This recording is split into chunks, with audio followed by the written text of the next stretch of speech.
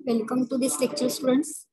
In previous lecture, we have completed the different types of receptors, that is exteroreceptor and interoreceptor.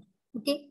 Now in today's lecture, we are going to see the information about the sense organs which are present in our body. General introductory information about the all sense organs which are present in our body, that we have to study first, and then the two sense organs, that is eyes and ears, that we have to study in the details. Okay, so let us start today's lecture. So first of all, we have to see here general idea of the sense organs. As you know, there are 5 different sense organs present in our body. So first of all, we have to see the general information about all these sense organs. As you know, there are nose, tongue, skin, eyes and ears are these 5 sense organs which are present in human beings, in all human beings. Out of that, we have to study in the details about the eyes and ears, but general introductory information about all these 5 organs. First of all, we have to see. So let us see here the first information about the nose. Nose, here in nose, mucus coated receptors specialized in receiving sense of smell are present in the nose, and these are known as the olfactory receptors.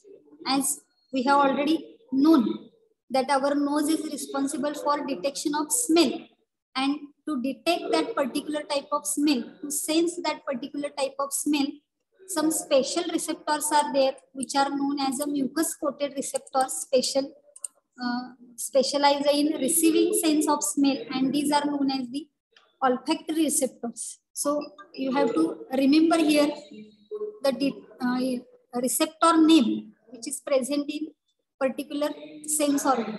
Okay, so here in nose, olfactory receptors are there, and function of these olfactory receptor is the sense of smell. Okay,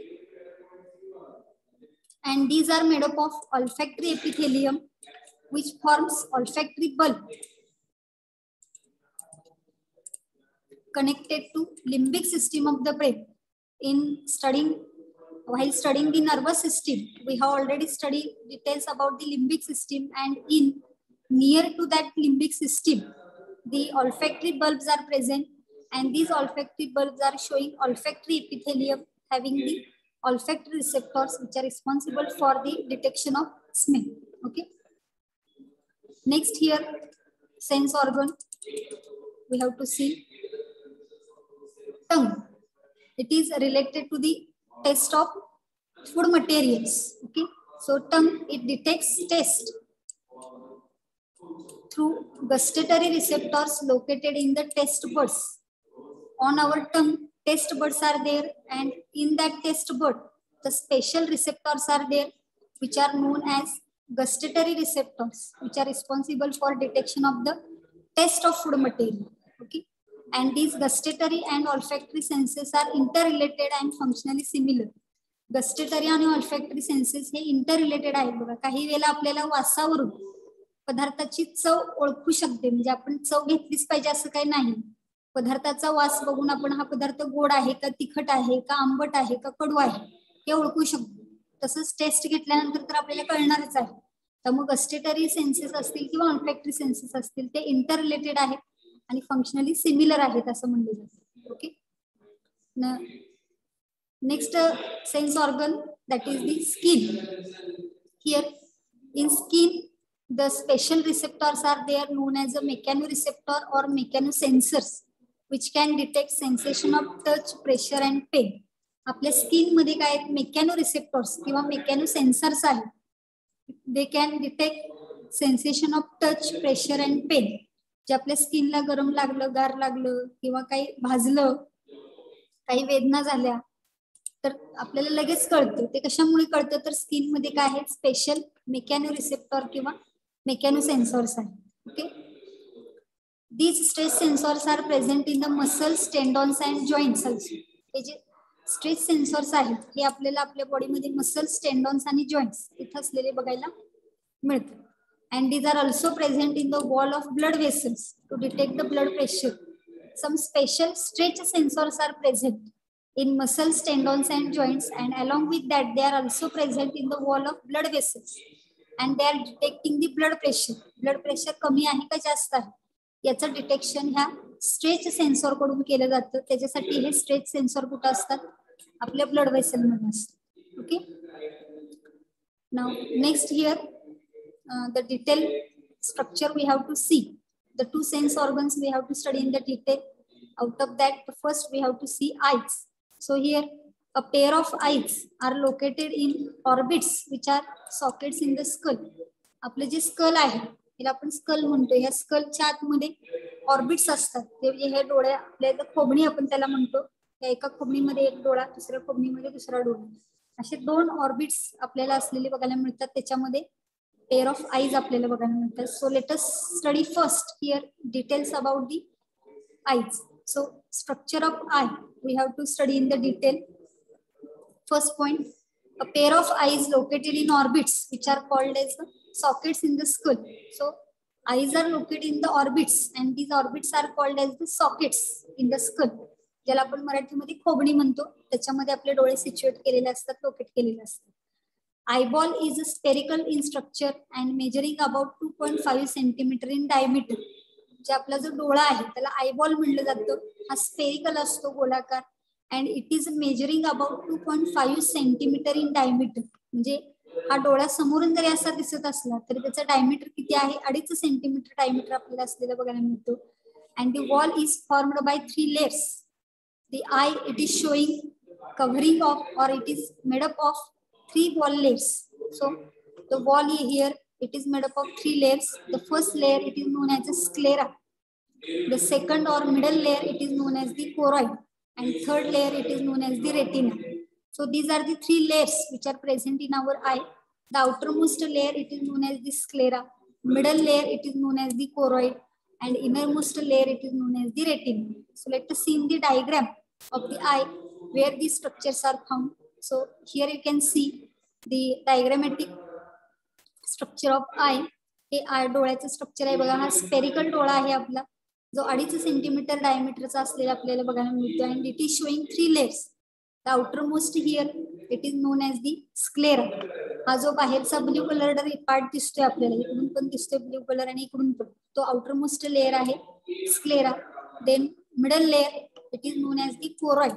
हा मधला जो yellowish कलरचा दिसतोय तो choroid layer आहे, second layer. And third here innermost layer that is known as the retina. So these are the 3 layers which are present in our eye. Outermost sclera, middle choroid and innermost retina. One by one the details about this structure of eye we have to study. So let us see here the structure of eye. The entire structure of an eye we have to see here. पूर्ण डोळ्याचं हे detail structure आहे. One by one आपण याची माहिती घेणार आहोत. पण आता डिटेल मध्ये पहिल्यांदा डोळ्याचं स्ट्रक्चर बघा. इथं आउटरमोस्ट लेअर आहे स्क्लेरा, मिडल लेअर आहे कोरॉइड, इनरमोस्ट लेअर आहे रेटिना. हे 3 लेयर्स आपल्याला इथे सांगता येतील. त्यानंतर ह्या स्क्लेराचंच पुढच्या बाजूला एक्सटेन्शन होऊन एक ट्रान्सपरंट रिजन आपल्याला बघायला मिळते बघा. स्क्लेरा म्हणजे हा ब्ल्यू कलरचा रिजन आहे आणि हा ब्ल्यू कलरचा रिजन इथपर्यंत दिसतोय स्क्लेरा. तसंच इकडून जर बघितलं तर हा इथपर्यंत आहे आणि ह्याचं जे एक्सटेन्शन आहे समोर transparent, this extension is known as the cornea. So स्क्लेराचाच अँटीरियर मोस्ट पार्ट आहे जो थोडासा स्वोलन आपल्याला बघायला मिळतो, फुगलेला, आणि ट्रान्सपरंट रिजन आहे त्याला कॉर्निया म्हटलं जातं. Okay, middle layer it is known as the choroid, and this choroid it is showing again 3 parts here. One is known as the ciliary body. हे जे पिंक कलरचं स्ट्रक्चर दिसते इथं मला दाखवते बघा. हे पिंक कलरचं स्ट्रक्चर जे आहे इकडे एक दिसते, इकडे एक दिसते, त्याला सिलियरी बॉडी म्हणलं जातं. त्याचंच फॉरवर्ड सेगमेंट जो दिसतोय इथं आपल्याला, हा इकडे एक आणि इकडे, त्याला आयरिस म्हणलं जातं. आणि आयरिसच्या मध्ये जो गॅप आहे हा गॅपला प्युपिल म्हणलं जातं. असे हे स्ट्रक्चर्स आपल्याला या मधल्या वॉल लेअर मध्ये म्हणजे कोरॉइड लेअर आहे त्याच्यामध्ये बघायला मिळेल. ही सिलियरी बॉडीच्या मध्ये इथं हा लेन्स आहे, हा जो दिसतोय हा लेन्स आहे. ओके, या लेन्स मुळे डोळ्याचे 2 भाग पडलेले आहेत. एक समोरचा भाग आहे त्याला अँटिरियर चेंबर म्हणलं जातं. एक पाठीमागचा मोठा भाग आहे त्याला विट्रेस चेंबर म्हणलं जातं. या दोन्हीमध्ये सुद्धा लिक्विड असतं. अँटिरियर चेंबर मध्ये जे लिक्विड आहे त्याला ॲक्वियस ह्युमर म्हणलं जातं. विट्रेस चेंबर मध्ये जे लिक्विड आहे त्याला विट्रेस ह्युमर म्हणलं जातं. Okay, then this lens it is attached to this ciliary body. तर सिलियरी बॉडी आहे, नाव दिलेलं नाही, आपण नंतर डिटेल बघणार आहे. सिलियरी बॉडी आणि लेन्स यांना जोडण्यासाठी इथं सस्पेन्सरी लिगामेंट आपल्याला असलेले बघायला मिळतात या लोकेशनमध्ये. ओके, त्याच्याशिवाय आपल्याला इथं बॅक साईडला जर बघितलं तर जिथून ऑप्टिक नर्व बाहेर पडते, म्हणजे डोळ्याची नर्व जी आहे ती इथून बाहेर पडते, त्याला ऑप्टिक नर्व नाव दिलेलं आहे. आणि ज्या ठिकाणाहून ऑप्टिक नर्व बाहेर पडते त्या स्पॉटला ब्लाइंड स्पॉट म्हणले जाते. आणि त्या ब्लाइंड स्पॉटच्या वरच्या बाजूला आपल्याला एक अजून एक रिजन बघायला मिळतो, हा इथं, त्याला फोविया म्हणलं जातं. असे हे एवढे डिटेल स्ट्रक्चर आपल्याला डोळ्यामध्ये सांगता येतील. बघा पुन्हा एकदा, sclera outer most layer, retina inner most layer, choroid middle layer आहे. स्क्लेराचंच एक्सटेन्शन थोडं कॉर्नियामध्ये झालेलं बघायला मिळतं. कोराइड जो सेंट्रल मिडल लेअर आहे कोराइड, त्याच्यामधले पार्ट कुठले कुठले आहेत बघा, लेन्स आहे, त्याच्यानंतर आयरिस आहे, त्याच्यानंतर प्युपिल आहे आणि सिलियरी बॉडी आहे. ओके, आणि ह्या लेन्समुळे डोळ्याचे दोन भाग झालेले आहेत, एक अँटिरियर रिजन आहे, एक पोस्टिरियर रिजन आहे. अँटिरियर रिजनलाच आपण काय म्हणलेलं आहे, अँटिरियर चेंबर, त्याच्यामध्ये काय असतो, ॲक्वियस ह्युमर. पोस्टिरियर जो रिजन आहे त्याला विट्रेस चेंबर म्हणलं जातं, त्याच्यामध्ये विट्रेस ह्युमर आहे. आणि इथं लेन्सला सिलियरी बॉडीला जोडण्यासाठी लिगामेंटचा वापर केला जातो, त्याला सस्पेन्सरी लिगामेंट म्हणलेलं आहे. जिथून नर्व बाहेर पडते, डोळ्याची नर्व आहे त्याला ऑप्टिक नर्व म्हणलं जातं. जिथून नर्व बाहेर पडते तो स्पॉट म्हणजे ब्लाइंड स्पॉट आहे, आणि ब्लाइंड स्पॉटच्या वरती अजून एक स्पॉट असतो त्याला फोविया म्हणलं जातं. हे एवढे स्ट्रक्चर्स आपल्याला डिटेलमध्ये बघायचे आहेत. आता जरी तुम्हाला नावं अवघड वाटली किंवा खूप अवघड आहे असं वाटलं तरी वन बाय वन आपल्याला एक एक लेअरचा आधी स्टडी करायचा. अगोदर आपण स्क्लेराचा स्टडी करणार आहे, नंतर कोराइड, मग retina. Okay, so let us see another structure here, structure of I. Sir आता समोरून डोळा बघितल्यानंतर आपल्याला काय स्ट्रक्चर दिसते ते खाली दाखवलेलं आहे. आताची स्ट्रक्चर आपण बघितलं ते इथे तुम्हाला बघायला मिळू शकते. इथं स्क्लेरा आहे, आयरिस आहे, लेन्स आहे, कॉर्निया आहे, अँटिरियर चेंबर आहे, पोस्टिरियर चेंबर आहे, आणि हा कंजक्टिव्हा एक रिजन दिसतोय आपल्याला डोळ्याच्या स्थितीत. ओके, इकडे ऑप्टिक नर्व आहे, फोविया आहे, रेटिना आणि विट्रेस चेंबर. तर हे समोरून डोळा बघितल्यानंतर हा डोळ्याचा आपल्याला व्हाईटिश जो भाग दिसतोय तो म्हणजे काय आहे, स्क्लेरा आहे. त्यानंतर डोळ्याचा जो रंग आहे, आपण म्हणतो की काळ्या रंगाचे डोळे आहेत, भुऱ्या रंगाचे आहेत, घारे डोळे आहेत. मग हे जो रंग आहे हा रंग कशामुळे असतो तर ते आयरिसमुळे असतो. पिगमेंटेड स्ट्रक्चर आहे आयरिस. आणि मध्ये जो आपल्याला ब्लॅक डॉट दिसतो डोळ्यामध्ये ते म्हणजे ओपनिंग असतं, त्याला प्युपिल म्हणलं जातं. आणि ह्या पापण्याचं जे स्ट्रक्चर आहे त्याला आयलिड म्हणलं जातं. ओके, हे जस्ट माहिती असावं म्हणून मी डायग्राम तुम्हाला दाखवलेली आहे. Now let us study here one by one the first layer of our eye, that is known as the sclera. So here sclera, it is outer layer which is made up of dense connective tissue. So sclera is the outer layer which is made up of dense connective tissue and it is white in color. So sclera is white in color, that we have to remember. Then the transparent anterior portion of sclera, it is known as the cornea. Transparent anterior portion of the sclera, it is termed as the cornea, that we have to remember. Then cornea is covered by, just a minute.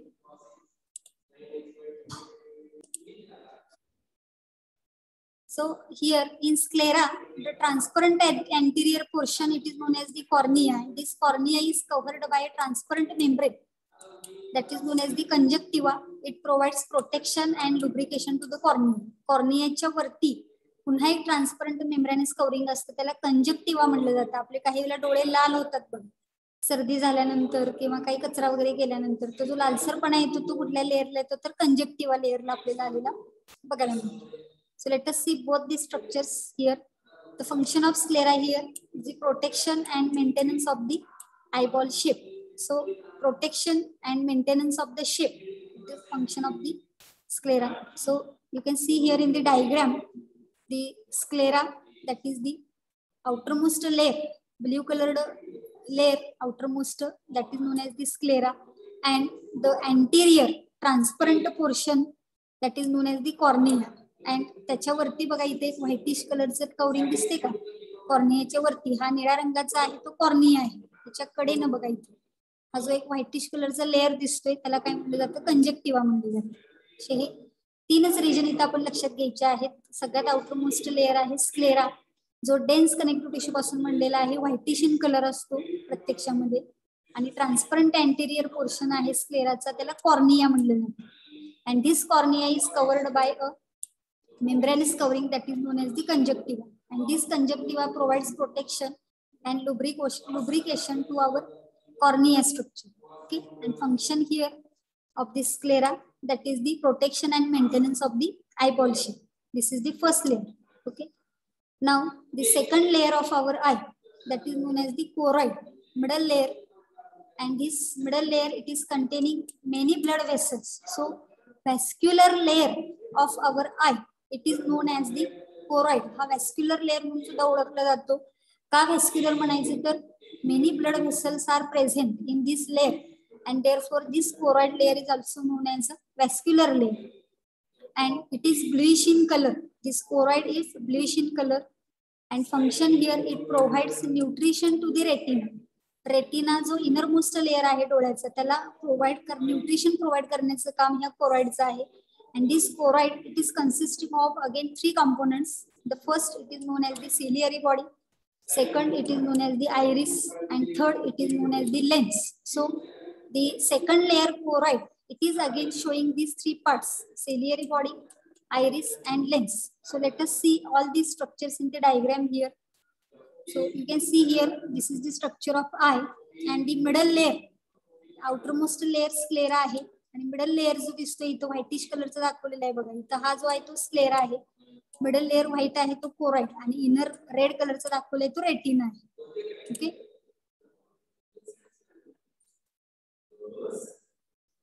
हा अभिषेकचा एक question आहे तो आपण नंतर बघूया. तर इथं outer most layer जो आहे स्क्लेरा आणि मिडल व्हाईटिश कलरचा आहे तो कोराइड लेअर आहे बघा. इथे नाव दिलेलं आहे choroid. And in choroid 3 parts are there. Ciliary body, हा रेड कलरचा जो पार्ट दिसतोय त्याला सिलियरी बॉडी म्हणायचं आहे.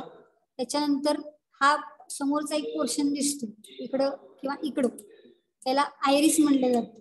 इकडं रेड कलरचा आहे काय, इकडे एक रेड कलरचा आहे सिलियरी बॉडी, आणि मध्ये जो व्हायलेट कलरचा दिसतोय तो म्हणजे काय आहे, लेन्स आहे. These 3 structures are included in the second layer of our eye, that is choroid. One by one we have to see details here. First layer, first part of our middle layer choroid, that is the ciliary body. Ciliary body, it is the swollen anterior part of our choroid layer. Swollen anterior part आहे आपल्या choroid layer चा, and it is consisting of ciliary muscles. Ciliary muscles इथे present असतात, and it is present at the junction of sclera and cornea. Sclera आणि कॉर्नियाच्या junction मध्ये असणारा हा part आहे त्याला सिलियरी बॉडी म्हणलं जातं. and its epithelium secretes aqueous humor. So the ciliary body is showing epithelial covering, and this epithelium is secreting aqueous humor, जो anterior chamber आहे डोळ्यामध्ये असणारा लेन्सच्या समोरच्या बाजूचा. तिथं एक लिक्विड सिक्रेट केलं जातं त्याला ॲक्वियस ह्युमर म्हणलं जातं, आणि ते सिक्रेशन कोण करतं तर सिलियरी बॉडी मध्ये असणारा epithelial tissue. Okay, function here ciliary बॉडीचं, due to contraction and relaxation of ciliary muscles change in lens curvature takes place to focus the image. So the ciliary body is showing contraction and relaxation because it is made up of ciliary muscles, and due to contraction and relaxation of the ciliary muscles, lens curvature is changing and the focus of the image is taking place due to this change in the lens curvature. So let us see here the ciliary body where it is present. तर इथे एक दुसरी diagram तुम्हाला अगदी समजण्यासाठी घेतलेली आहे बघा. तर 3 लेअर आपल्याला ऑलरेडी माहिती आहे. सगळ्यात आउटर मोस्ट असतो स्क्लेरा, मिडल जो आहे तो कोराइड आहे, आणि इनर जो आहे तो रेटिना आहे. तर कोराइड लेअरचा अँटीरियर सोलन पार्ट बघायचं, ही एक सिलियरी बॉडी आहे, ही एक सिलियरी बॉडी आहे, डार्क पिंक कलरनं दाखवलेली ही एक आहे बरोबर. ही सिलियरी बॉडी म्हणलेला आहे, आणि ह्या सिलियरी बॉडीचं लोकेशन काय आहे बघा. इथं स्क्लेरा लेअर संपला आणि इथं कॉर्निया सुरू झाली बघा. हा जो रिजन आहे तो काय कॉर्निया रिजन आहे, आणि स्क्लेरा कुठपर्यंत इथपर्यंत. स्क्लेरा आणि कॉर्नियाच्या जंक्शनला बघा इथं स्क्लेरा संपला कॉर्निया सुरू झाला, इकडे स्क्लेरा संपला कॉर्निया सुरू, त्याच्या जंक्शन मध्ये काय आहे सिलियरी बॉडी आहे आणि सिलियरी बॉडीचे मध्ये जे मसल्स असतात त्या मसल्सचं कॉन्ट्रॅक्शन रिलॅक्सेशन झाल्यामुळे हा जो आहे तो लेन्स आहे, ह्या लेन्सचं कर्वेचर चेंज होतं आणि त्यामुळं इमेज जी आहे आपल्या डोळ्यासमोर दिसणारी ती फोकस केली जाते. Okay, so this is the first part of choroid layer, that is ciliary body. Now second part we have to see here, that is the iris. So iris forward segment of ciliary body is pigmented opaque, which is known as the iris. त्या ciliary बॉडीचं forward segment दोन्ही बाजूनं ciliary बॉडीचे असे दोन forward segment येतात. तर ह्या फॉरवर्ड सेगमेंटला आपण काय म्हणणार आहे, आयरिस म्हणणार आहे, जे पिगमेंटेड आहेत आणि ओपेक आहेत. ओपेक म्हणजे नॉन ट्रान्सपरंट, त्याला ओपेक म्हणलं जातं. It is colored due to presence of pigments and it gives color to eye. So iris is the part which is present in our eye which is giving to color to our eye.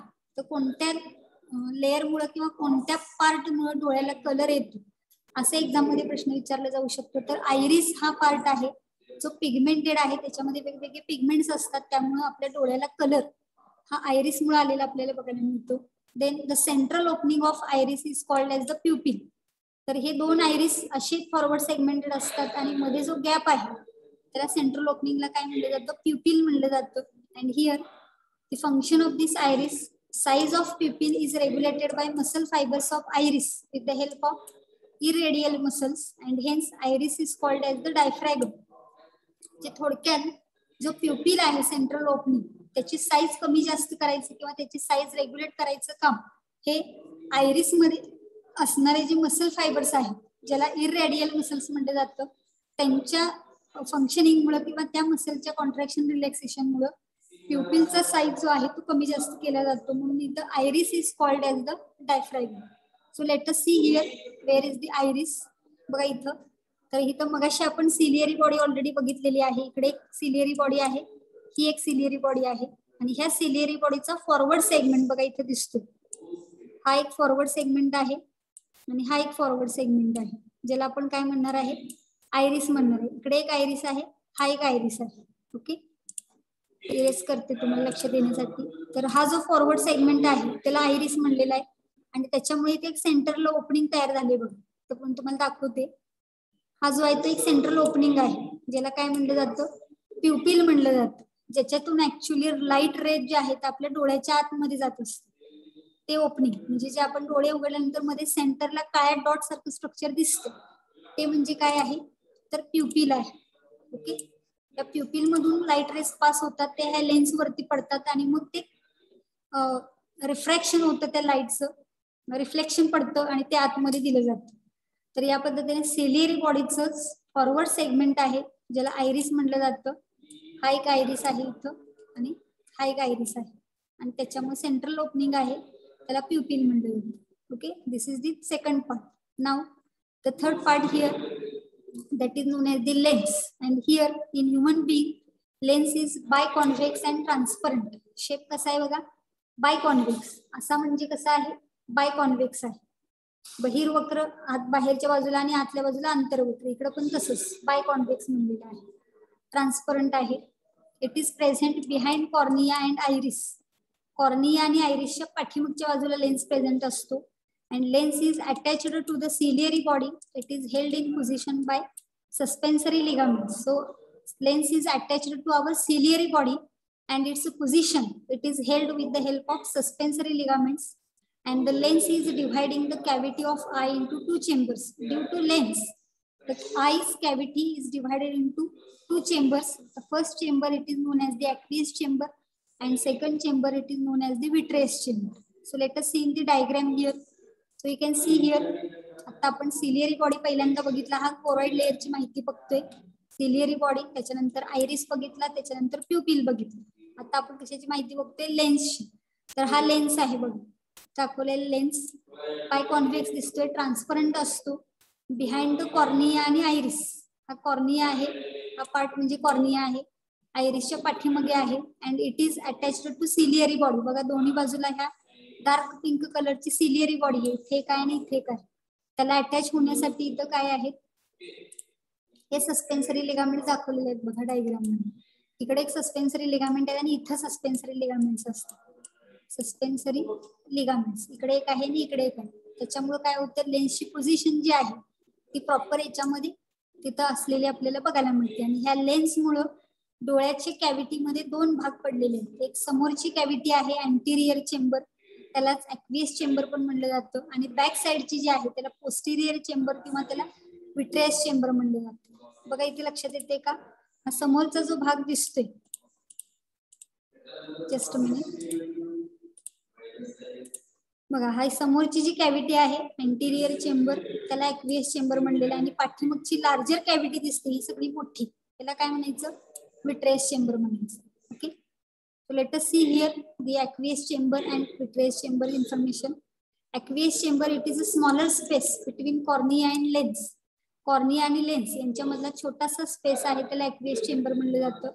It contains thin watery fluid called as a aqueous humor. So त्याच्यामध्ये काय असतं, thin वॉटरी fluid आहे ज्याला ऍक्वियस humour म्हणलं जातं. Then vitreous chamber, it is a larger space which is present between lens and retina. Lens पासून retina layer पर्यंतचा मोठा रिजन जो आहे, मोठा स्पेस, त्याला विट्रियस चेंबर म्हणलेला आहे. And it contains a transparent gelatinous fluid called as a vitreous humour. Aqueous humour असतं ते थिन आणि वॉटरी आहे, पाण्यासारखं असतं. आणि विट्रियस चेंबर मधले जे फ्लुइड आहे ते कसं असतं, जिलॅटिनस, म्हणजे थोडंसं चिकट असतं हातात, त्याला विट्रियस ह्युमर म्हणलेलं आहे. And both this humour, that is aqueous humour and vitreous humour, maintains shape of eyeball and maintain pressure for keeping the lens in position. तर आपल्या डोळ्याच्या आतमध्ये लेन्सची पोझिशन मेंटेन करण्यासाठी काही प्रेशर ठराविक मेंटेन करणं गरजेचं आहे. तर ते प्रेशर मेंटेन करण्यासाठी ऍक्वियस ह्युमर आणि विट्रियस ह्युमर या दोन्हींची गरज असलेली आपल्याला बघायला मिळते, त्याचं फंक्शन आहे. So let us see in the diagram here aqueous chamber and vitreous chamber. तर इथे तुम्ही बघू शकताय, हा जो रिजन दिसतोय कॉर्निया आणि लेन्स यांच्या मधला, त्याला अँटिरियर चेंबर किंवा ऍक्वियस ह्युमर त्याच्यामध्ये असतो. आणि हा पूर्ण बॅक साइडचा जो मोठा दिसतो तो विट्रियस चेंबर आहे, त्याच्यामध्ये विट्रियस ह्युमर आहे. बरोबर, इथं आउटर मोस्ट लेअर बघा स्क्लेरा आहे, मिडल रेड कलरचा आहे कोरॉइड, आणि इनर जो दिसतोय तो रेटिना आहे. मग हे तुम्हाला इथं लेन्स बघायला मिळेल, आयरिस आहे, कॉर्निया आहे, हा सेंटरला प्युपिल दिसतोय. हे जे दिसतंय ते काय, सिलियरी बॉडी, इकडे एक आहे इकडे एक आहे. आणि हे जे दिसतंय ते काय, सस्पेन्सरी लिगामेंट, इकडे एक सस्पेन्सरी लिगामेंट आणि इकडे एक सस्पेन्सरी लिगामेंट आहे. Okay, so this is all about the middle layer that is known as the choroid. Now the innermost layer, that is retina. So here the innermost layer of our eyeball, it is known as the retina, and it is again consisting of 3 sublayers from outside to inside. Retina layer जो आहे, innermost layer, actually which is taking part in our vision, प्रत्यक्ष आपल्याला जे दिसतं, जी दृष्टी आहे डोळ्याची, ती कुठल्या लेअर मुळे आहे, तर रेटिना लेअर मुळे आहे. आणि again this retina layer, it is having 3 sublayers from outside to inside. So first layer which is present outermost, that is known as the outer photoreceptor or pigmented photosensitive cell layer.